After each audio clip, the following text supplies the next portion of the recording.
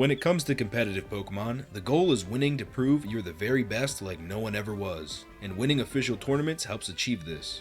Well, there's a second perk to winning these competitions, and that is the prize money, of course. The prize pools have varied over the years, but depending on the tournament, this is no small amount of cash. For the World Championships this year, first prize wins $30,000, second place wins $20,000, and the rest of the top 16 earn over $5,000. You can't win without Pokemon though, so I was curious, which Pokemon helped earn the most money over the years? Who are the richest Pokemon of all time? Starting with the 10th highest earning Pokemon of all time, we have Tornadus, earning a total of $357,250. The Gen 5 Genie has had many top tier placements over the years, including a second and third place trophy in the 2011 World Championship. It was actually the second most popular Pokemon in the tournament and was on 6 of the top 10 teams, often paired with teammates Thundurus and Scrafty. This earned Tornadus just $1,500 though, since only first and second place received prize money back then. Tornadus would appear in a few more national tournaments over the next 2 years, winning the UK Nationals in 2013, running a Flying Gem Acrobatics set. However, this didn't earn Tornadus any money. Tornadus would be back though with a vengeance and would end up winning the 2013 World Championship, earning the grand prize of $3,500. After that, there were no notable placements until 2018, where Tornadus would make a comeback and win first place at 3 different regionals and a second place trophy at an international, always being paired with Xerneas, Incineroar, and Amoonguss. Those placements earned Tornadus $8,000 more. As VGC began to grow more and more, the amount of big tournaments grew as well as the big prize pools. So no longer did you need to win Worlds to get the big bucks. The second biggest placements for Tornadus in 2019 would be earning a 3rd and 8th place in the World Championship. Both players ran the exact same set. These 2 placements alone brought in another $8,000. 2022 would be the next time major in-person events took place. Tornadus would snag 2nd place at 2 different internationals and again took 3rd at Worlds. That's $10K right there. Since then, Tornadus only won a 1st or a 2nd at an international 2 more times, and had 4 top 16 placements at Worlds. Tornadus is still seeing use in the current format, so it's far from over for this genie. The 9th highest earning Pokemon of all time is actually a Gen 9 Pokemon, being Raging Bolt. Raging Bolt has received $378,000 in its lifetime. Now, how can a Pokemon that's only been around for 1 generation be in the top 10? Like I said, prize pools are much larger and much more common than they were for a majority of Pokemon's lifetime. And Raging Bolt is just a monster. Ever since it became legal in Regulation F, it's taken over, winning 5 different regionals in just 4 months, including the very first one it was available for. One of those wins was $6,000 each. So just 5 players earned Raging Bolt 30 grand. During that season, there was also an internationals that took place. Raging Bolt was on the 2nd, 4th, 5th, and 8th place teams for that tournament. Another 27 grand right there. It was even more popular in Regulation G, although it didn't end up winning any regionals this time, but did have a few 2nd and 3rd place wins. The only international that took place was in New Orleans, and Raging Bolt actually took 1st and 3rd in this tournament, both teams having an Urshifu, Rillaboom, and of course, Incineroar. 3 of the 5 most common partners for Raging Bolt at the time. For its first and only Worlds tournament though, Raging Bolt had only 1 top 10 placement, and it was 10th place. Still won $20,000 with its other placements though. Regulation H banned Raging Bolt for a few seasons, so it was jobless for a bit, but eventually Regulation G came back and it was allowed in Regulation I, having a solid amount of success with 4 regional wins and a 2nd place at an international. With the 2025 Worlds coming up, I wouldn't be surprised to see a big jump in its net worth. Not a large gap between 9th and 8th, but Shenpao does barely pull ahead with $382,750. Shenpao is another Gen 9 Pokemon and wasn't made legal until Regulation C. It would actually win first place at the very first regional it was available for, and then it would go on to win the second one as well. In Regulation C, there were 5 regionals in total, and Shenpao would win first place in 4 of those, winning $12K just for those placements. 5th place was the highest it ranked for the only international event during this time. Fluttermane, Dragonite, and Arcanine were the most popular teammates during Regulation C for Shenpao teams. Regulation D didn't face Shenpao at all, and its mind was still on the money, grabbing another first place at Regionals and actually winning the only international tournament of the season, earning itself another $5,000. August rolled around and Shenpao got to make its Pokemon Worlds debut, and my god, what a debut it was. Shenpao walked in Japan and got 1st, 2nd, 3rd, 5th, 6th, 9th, and 10th. 70% of the top 10. In fact, Shenpao was on 50% of the teams in the top 50. This was pure dominance. Only top 16 get paid, but Shenpao earned a total of $34,500 just at Worlds. Not bad for a few days of work. After Worlds, it was more of the same, grabbing a pair of firsts and a pair of seconds in some of the regionals, and a 4th place placement at an international. It didn't really seem like anything could slow it down. Shenpao would go on to win a few more regionals and place pretty highly in practically every tournament. Worlds 2024 was its second chance to leave with stacks of cash. This time around though, it wasn't nearly as dominant and only had 2 finishes in the top 16, a 3rd and an 8th. Shenpao is still a popular choice, so expect to continue to see it climb. The Pokemon made of money, Mr. 1000 himself, is the 7th richest Pokemon with $413,750 earned. And yet again, another Gen 9 Pokemon. However, it's not quite as impressive as the other two since it was available at the very start of Scarlet and Violet in Regulation A, so it was able to thrive with the limited competition as only the Paldea Dex was allowed. The big tournaments wouldn't take place until Regulation B, except for 2 regionals, and Golden Go placed 1st, 2nd, and 3rd in the first one, and took 1st in the next one. Bro started off 2-0. In Regulation B though, Golden Go only won a single regional and took 4th in the only international tournament. This is back when Great Tusk and Iron Hands were running the show. Regulation C it only got tougher as it won none of the regional events or the international event. While it wasn't winning any of these events, there were still plenty of them sprinkled throughout, even taking 50% of the top 16 spots at a regional, eventually making its Worlds debut in 2023 and coming away pretty decently, having 5 spots in the top 16 and walking away with a total of $10,500. It would go on to win 10 more regionals, including a 3-peat, and would win an international.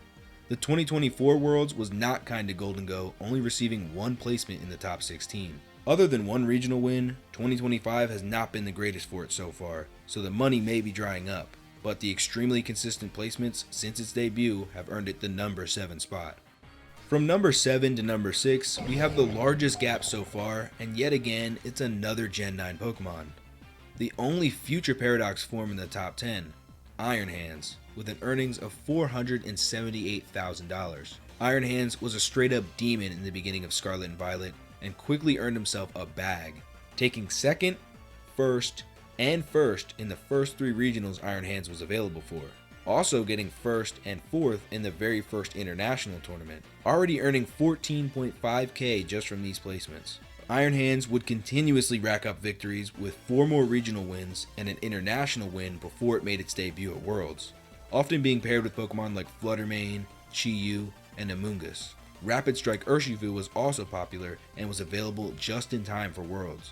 Iron Hands flat out destroyed the 2023 Worlds tournament, placing in 10 of the top 16 spots, 7 of the top 10. 1st, 3rd, and 4th all had Iron Hands. And I thought Shenpao's debut was amazing, but this was insane. Iron Hands walked away from Worlds $33,500 richer. Its hands were certainly big enough to hold all the cash.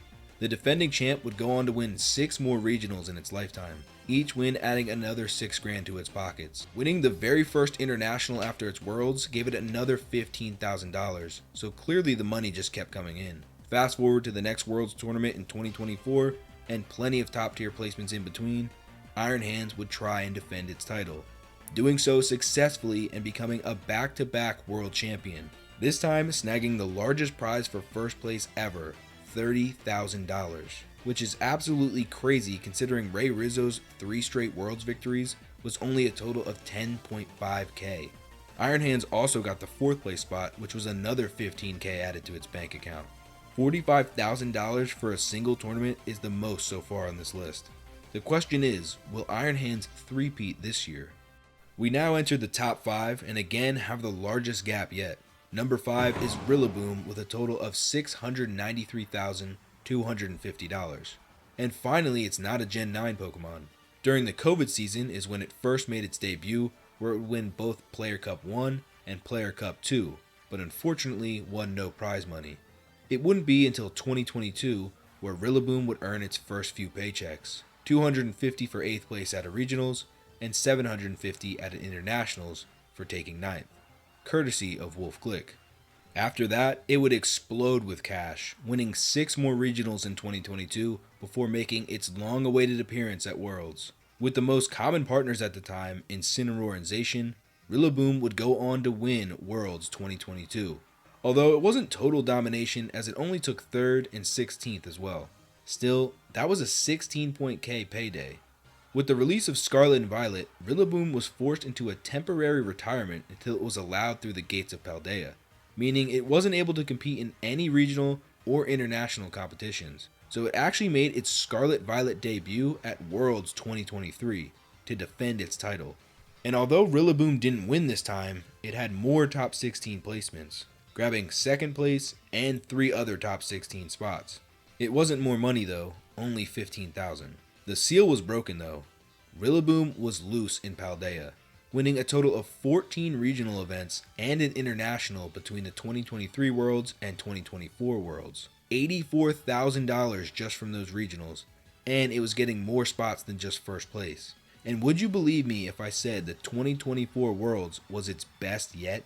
While the highest placement Rillaboom had was 3rd, it also took 7 of the top 16 placements, raking in a grand total of $55,000 for the tournament. Success continues for Rillaboom and is currently doing well in Regulation I, so expect big things for its 4th Worlds tournament this year. Generation 9 is back, dominating the charts as the greatest Paradox form of all time. Fluttermane sits at number 4 with a total of $785,750. Fluttermane was just dominant from the start. As soon as it was available at the start of Regulation B, 3 days later it won a regional event. It also took a handful of spots at the first international tournament it was available. Fluttermane had a healthy variety of partners during this time too, almost like it could succeed with whoever it was with, going on to win 11 of the next 12 regionals. 11 in a row actually. Truly an unbelievable run. $33,000 just from those wins. During that run, it also won back-to-back international tournaments. So it's safe to say Fluttermane was ready for its Worlds debut in 2023. And no surprise, it won the whole thing. Almost a full sweep. 12 of the top 16 spots were claimed by Fluttermane, earning itself $38,000. 11 regionals, 2 internationals, and a Worlds win in just 6 months is a generational run. It would finish out 2023 with 8 more regional wins and a 2nd and 3rd at the only international.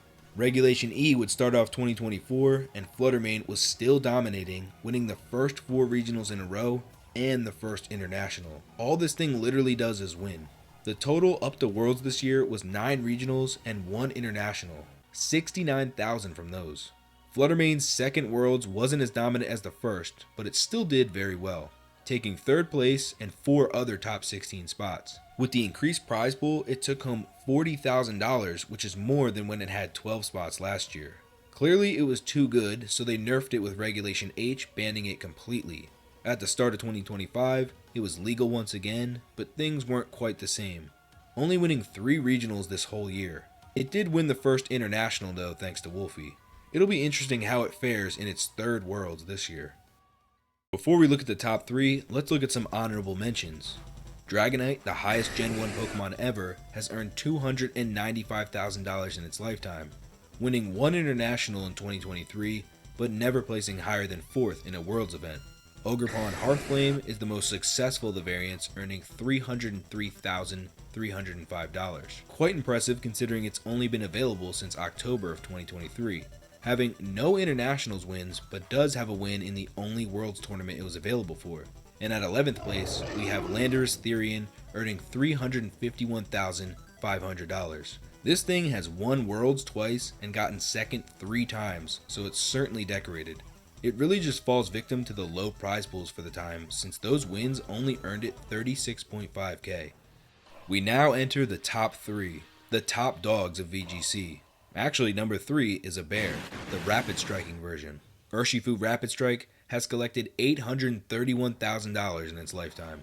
A Generation 8 Pokemon that, funnily enough, wasn't legal in official tournaments until Gen 9, and the first tournament it could compete in happened to be the 2023 Worlds in Japan. This is by far the most insane debut we've ever seen in VGC. The first tournament Urshifu ever wins is Worlds. But it didn't just win, it took the whole thing over, taking first, second, and third, as well as 9 other top 16 placements. 75% of the top 16 was Urshifu. To step into the scene and instantly win over $40,000 is just absurd. The era of Rapid Strike had begun. It would go on to win the first 3 internationals it was available for, as well as 12 regionals. That's a total of $117,000 just for those wins. Within just a year's time, Urshifu Rapid Strike had just instantly climbed into the top 10, and it was back in Hawaii to claim its World Championship again. For the second Worlds in a row, Urshifu took over the entire event, yet again claiming first, second, and third, as well as 8 other top 16 placements. And with the massive prize pool increase, it was able to take home $115,000 from this event. This was the most common build for the event, and it was clearly unstoppable. In its first 371 days of competition, it earned over $272,000 just from all of its Worlds placements and the international and regional wins. Starting off 5-0 in internationals and Worlds is just so crazy to me. The streak would finally end as it took third in February of 2025, but don't worry, it would win the very next one in June. This will be the Pokemon I'll be watching the most for Worlds this year, as it can easily jump to the number 2 all time. For now though, the number 2 spot belongs to Amoonguss. The mushroom has earned $907,500 in its lifetime, and it's been competing for over a decade. When it first started out, they didn't even give prize money for winning regionals. That doesn't mean its bank account was empty though, because Amoonguss was winning the big prizes, winning its first 3.5k and its first world title back in 2013. Keep in mind, you win 30k for that now. It would fall to 10th place in 2014, but it would come back with a vengeance in 2015, not only taking first again, but 9 of the other top 16 placements, which were now being paid. So Amoonguss took home $33,000 for this event. It wouldn't win the next 3 Worlds, but did claim 8 more top 16 spots. It wasn't dominating, but was consistently a problem teams had to deal with. Fast forward post-pandemic, and it was only able to get 1 spot in the 2022 Worlds. Sword and Shield wasn't as good for it, but Scarlet and Violet gave it its power back, winning 3 of the first 4 internationals it was available for. 8 years from its last Worlds domination, Amoonguss once again took over, winning its 3rd World Championship and taking 8 other top 16 placements, with its best friends Iron Hands, Fluttermane, and Urshifu Rapid Strike, this time bringing home $27,000. The fungus was here to stay, winning 2 more internationals in its lifetime and a handful of regionals. In 2024, it would have a smaller impact on Worlds this time, but was still able to claim 2nd place and 2 other top 16 spots, taking home 30k though, which is more than last year. Amoonguss being 2nd all time is really a tribute to its consistency. It hasn't been a dominating force as of late, but still does well for itself. It may drop out of the top 5 eventually though. Listen, we all know who number 1 is. The greatest Pokemon in the history of VGC, Incineroar, is also the only Pokemon millionaire to exist, with a total earnings of $1,233,000. It's the largest gap between spots on this list. Incineroar first hit the scene in 2016, but without its hidden ability, nobody really wanted to use it. 2018 is when it finally unlocked Intimidate, and the seal was broken, winning back-to-back regionals just 1 month later, and winning 3 more up until the 2018 Worlds. Incineroar was there to put the world on notice, winning the whole thing, even claiming 2nd, 3rd, and 4th. 10 of the top 16 belonged to Incineroar, as well as 39.5k in the bank. The floodgates had been opened, winning the next 4 internationals, as well as 20 of the next 23 regionals. Basically, if you didn't have an Incineroar, you weren't winning. This all led up to the most dominant Worlds performance of all time. Incineroar would not only win the 2019 Worlds, but claim 14 of the top 16 spots. It nearly took the entire prize pool. This actually blew my mind reading that. 43.5k on that day. The pandemic hit and Incineroar was still dominating online, but no money. It would have to wait until Worlds 2022, where it basically repeated its last performance, winning the whole thing and claiming 13 of the 16 spots. Another $45,000 in the bank. How could it be stopped? Well, it must have been nerfed because it had no placements for the 2023 Worlds. Well, never mind, they actually banned it from competing in that tournament, so it would have to wait until 2024. Surprisingly though, it failed to claim any spot higher than 8th. Still, having 5 top 16 spots earned it $30,000. With a total of 68 regional wins and over 500 top 8 placements in its lifetime, as well as 91 top 8s at Worlds and Internationals, it's easy to see why Incineroar is the richest Pokemon of all time. Unless it gets banned from Gen 10, I can't see it being passed anytime soon. Last year's Worlds was the biggest prize pool by far, and this year it will be the exact same, so I'm really curious who will claim the top spots. I'm writing this script around the end of June 2025, so some of these numbers may vary. If there are any major changes in the top 10, I'll pin a comment down below. Did any of the top 10 shock you at all? I really enjoy looking into these numbers and seeing how these Pokemon got here. So don't forget to leave a like if you enjoyed this video, and subscribe for more videos in the future. I will see you in the next one. Peace.